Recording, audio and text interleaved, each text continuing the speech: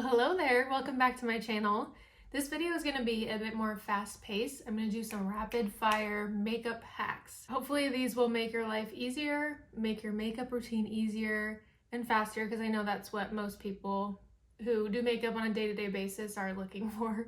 The least amount of work for the most results possible. I wanted to take a moment to say hello. If you're new, welcome to my channel. My name is Rachel. I am a professional hair and makeup artist based in Georgia, South Georgia. I'm from Arizona originally. I recently moved here. Beauty has been a large part of my life for my entire life. I got my cosmetology license in high school and ever since have been doing professional hair and makeup. I specialize in enhancing natural beauty, so mostly bridal work, but I also do special events, photo shoot, makeup, that sort of thing. I hope that we can share in our love for beauty and grow this community even more. And I hope that you learn something each time you watch one of my videos. Let's get into the makeup hacks, shall we? I'm not going to be talking about any of the products I use just to save time, but I will link everything that I put on my face down below in the description box. My first tip would be to use your hand, or work off the back of your hand like it's a makeup palette. Too often I see people putting foundation like directly on their face, which it can work, don't get me wrong, but this gives you more control. And while it seems like putting the makeup directly on your face is faster, I would argue that this is actually faster, and you're not squeezing so much product on your face that it's like an overwhelming amount and then you are lost and you don't know what to do from that point on. This is true for any type of brush that you use, as well as any makeup sponge that you use. I would say generally people with dry skin or people who want a more natural sheared out finish will pull for a beauty sponge. People who want to maintain the coverage will pull for a brush. But regardless of which tool that you're using, make sure that you prime or prep the brush itself. After I've done my makeup and my foundation, I'll wipe the excess product off of this brush just because I think it's more sanitary and it's not sitting wet, in my vanity. But I'll wipe off the excess product, so the next time I go to do my makeup, this is basically a completely bare brush. For example, if you squeeze foundation on your face, you go in with a bare brush and you pick up and try and spread that product around. A lot of the product itself is going to be absorbed into the brush and it's just going to disappear, and a lot of the coverage is going to be taken away. So I have the foundation on the back of my hand. This brush is clean from last time I used it. Distribute the product all throughout the brush, making sure it's evenly spread out throughout the brush itself.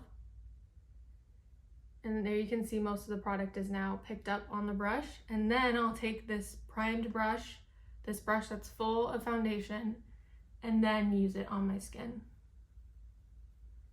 I did have a tinted sunscreen on in the beginning of this video, so this isn't going to be a super drastic difference because that tinted sunscreen had quite a bit of coverage actually. Now, once you feel like the product is kind of removed from the brush and it's now spread out on your face, and now you think you might need more coverage, you can do the same thing. Do more of the foundation on the back of your hand, prime the brush, and then target it specifically where you would want more coverage built up.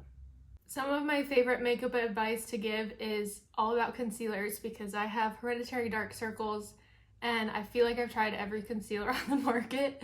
I can confidently say that the e.l.f. Camo Hydrating Concealer is by far and away my favorite. I know I said I wasn't going to talk about products, but this is so good. Anyway, my tip for concealer is first on the shade that you're choosing for your under eyes. I've done a whole video on this about covering dark circles. It was one of the first videos on my channel. I think it was like the third video I posted.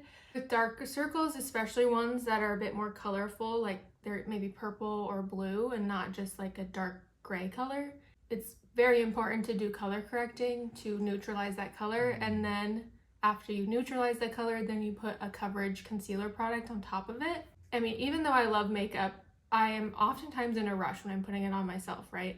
I love a good 2-in-1 product to minimize the steps that I'm taking in my routine. This hack is all about the color of concealer that you choose. So for me, I have a lot of purple, but especially when I'm wearing a blue top, I have a lot of blue on my under eyes, and opposite of blue is orange, or in my case peach, because I have more fair skin. So I always look for a concealer that has warmth to it, that has a peachy undertone to it, so that it does the covering and the color correcting all in one step. This shade is pretty rightfully named. It is light peach. So I'll put this product right here in the innermost corner, here in the outer corner. And this is a very full coverage concealer, so I'm pretty minimal with the amount that I apply. My next hack is to let the concealer dry down. This has a self-setting quality. Any concealer, even if it doesn't have a self-setting quality, if you let it dry on your skin for a little bit before you blend it out, the formula is going to dry because it's exposed to air, and that's going to increase the coverage of the concealer. So I usually let my concealer sit for 30 seconds to a minute before I blend it out. I'm actually going to skip bronzer today, but usually the general rule when you're doing your complexion products is to do bronzer, blush, and then highlighter. But I have found that the best way for me to do it is bronzer, then highlighter, then blush. And that's because I would do my blush first, try and put a highlighter on top, but I still felt like there's a bit of a disconnect and it wasn't completely seamlessly blended. So instead of going back and forth between those two brushes that I was using, I'll just do my highlighter first, and then as I'm naturally applying the blush on top of the highlighter, it's like automatically blending it for me and taking away a step that I was doing twice over essentially beforehand. In the same vein, my next hack would be to buff the highlighter. Okay, I'm just placing it right here, and that's all the blending I'm going to do. On this side, if I place it and then kind of color outside of the lines and mesh it way more into the foundation I have underneath, it's gonna look way more natural. And specifically with baked products, I'm using a baked highlighter right now. The magic of baked products comes in when you buff it and when you kind of work it into the heat of your skin. Okay, hopefully you can see this side is way more blended, seamless, and like natural looking. It looks like a lit from within glow. And while I had some glow from the foundation, you can see there's a bit of a disconnect here on this side where I placed the highlighter and where it's just stark foundation. There's a line essentially, but if you go in and blend that line, obviously it's gonna look more natural. Putting blush on your nose where you would naturally get sunburned and on your forehead where you would naturally get sunburned is a great way to make the blush itself look more natural and like you've been kissed by the sun. The further down the barrel that you hold the brush, the easier it's going to be to blend your eyeshadow. I'll show you if I hold my brush like this close, basically to where the hairs are on the brush. It's going to take a lot of arm work for me going back and forth, back and forth, back and forth. And it's just creating more work for me than is necessary. If you hold the brush toward the end of the barrel, the distance from the brush bristles to my hand is creating a natural blend like in itself, and I'm not having to do as much back and forth with my arm or my hand. Essentially, you have less control when you hold it lower, but that makes blending easier.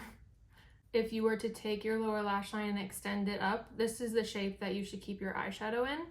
Sometimes it obviously goes lower than that. So an easy way to clean that up is with a matte or kind of satin bone color, or the color that matches your skin tone. Is going to be different for everyone, and you just basically clean up that line with the eyeshadow. You can also do this with concealer, but I find having the powder formula just makes it simpler. Really getting in close for this one.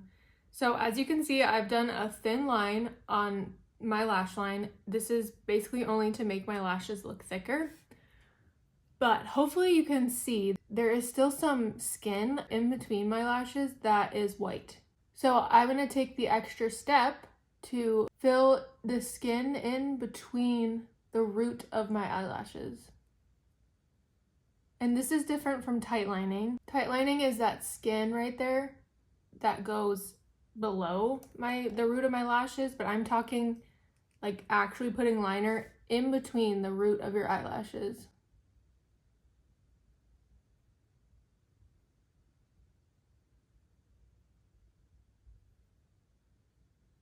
You can probably see it the best right here on this part of my eye.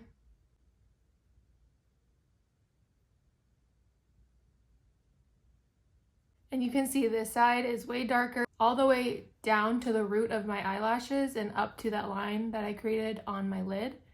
Or this one, you can still see the skin in between the root of my lashes.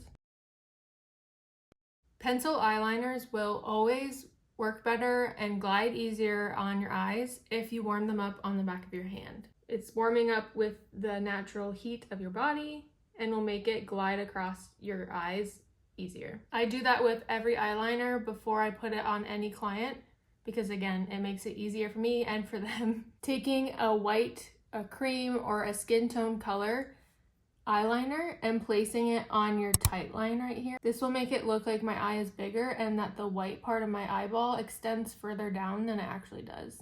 That one I just used is shimmery because it's what I have in my collection right now. I would recommend doing this trick with a matte eyeliner. This next hack is truly a non-negotiable for me. If I'm not even doing eyeshadow at all, I will still do this step. So you take a shimmery white or bright color or a color that matches your skin tone and you put it right in front of the tear duct. This brings light into that part of your eye and makes you look more awake, makes it look like you got at least 8 hours of sleep, even if you didn't. And it's really great for people who wear glasses. Oftentimes your eyes can get hidden behind the lenses or your glasses, so this creates light in that area and brings them forward. False lashes are a great thing to wear for special occasions, but oftentimes a full strip lash can look very unnatural and honestly be very uncomfortable. So a great hack, if you didn't know, companies sell individual lashes. So basically it's just 3 little sections of lashes and then you pop them starting on the outer corner and work your way into the inner corner. This pack has short sizes and medium sizes, but they do make ones that are medium and long. It just be based on your eyes, how big your eyes are, and how long your lashes are. I would always take the medium or the longer size of the pack and do that one first on the outer corner. Maybe do 2 of the longer size on the outer corner and then work your way in and do a smaller one after that. They're way more comfortable. You use less eyelash glue, less risk of the lashes popping off.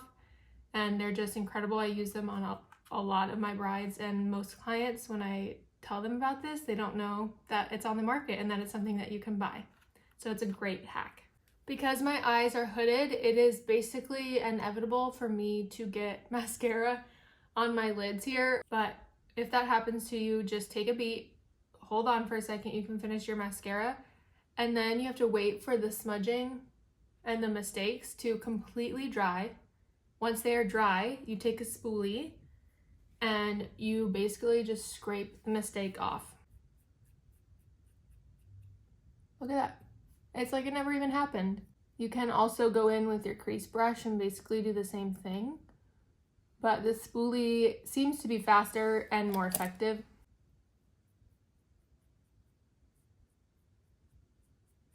Gone. Goodbye. That kind of mascara mistake does not have to be traumatic in any way. It is so easy to fix. Like I said before, I just did a thin line on the top of my lash line of eyeliner. Now I'm going to do a winged liner, but I'm going to do it after I have mascara on, which is a great hack. This makes it way more easy to mimic your wing as basically just another eyelash coming out of the corner of your eye. So looking straight ahead, my face is not expressive in any way. And I'm basically just gonna extend where I did that liner and extend it out. There's the disconnect because I have hooded eyelids, so I'm just gonna fill that in. And boom. Doesn't that look so natural? This one got a bit thicker because the liquid liner dried out a little bit on the tip of the brush. But I don't care, I'm just gonna leave it. Okay, my last hack is basically not to buy waterproof mascara.